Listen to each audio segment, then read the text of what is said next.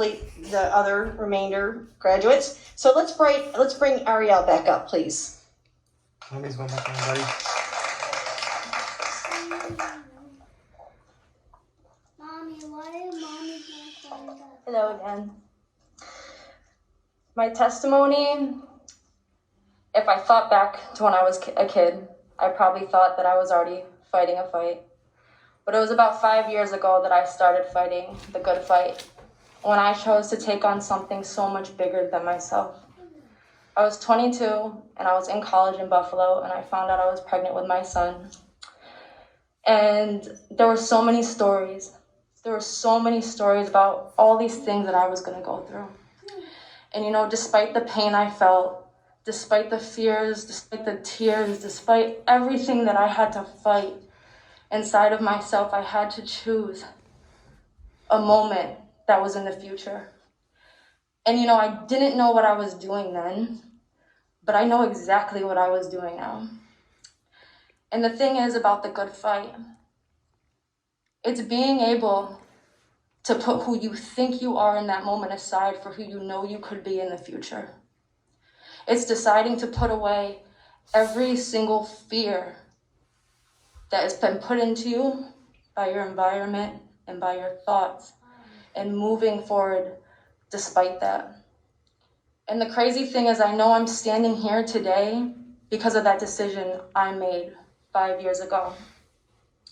See, in Hebrews chapter 11, verse 1, it says, faith is being sure of what you hope for and certain of what you cannot see. I realize that it's not what's happening to you that threatens you. I realize that it's what's stealing every good moment of your day is your thoughts. So I took that and I ran with it. And in that process, I was quenching a thirst inside of myself that I didn't even know that I had. And I talked about it before when I was introducing myself, that a lot of our pain, a lot of our needs, and a lot of our fears come from the lack of love that we see for ourselves, because we're trying to see it outside of ourselves. And in this good fight, I realized that I was changing the trajectory for my family. I realized in this fight that I was breaking generational curses. And that's what all of us are doing here tonight. That's what all of us have been doing in these last 9 weeks, finding ways to break the generational curses that are controlling this world right now. And I have to say that I'm very proud to be with this group tonight. I'm very proud to have spent this time with all these people, because I found a confidence in myself. What'd you because just do? when I showed up that first night, I was the youngest person in the class. Let me see what you did. It was very evident.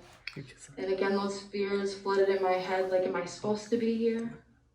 But I realized again, even with all the bruises that I have, even with all of the mistakes that I've made, that I'm exactly who that I'm meant to be, so that I can heal and help people and help myself.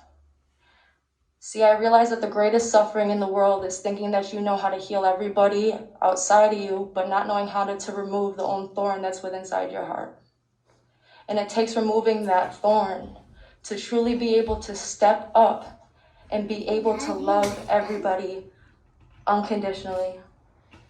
So I ask you guys tonight, if any of you guys are still looking for that confidence inside yourself, I ask you to crown yourself tonight so that you can be cleaned. Because I had to be crowned before I was cleaned. And now I am healing, and I hope to help everybody else heal as well. I thank you, Sheena. I thank you, everybody who put this program together. And I thank you all for being here and supporting each other and just showing your love, because it's absolutely beautiful. Thank you.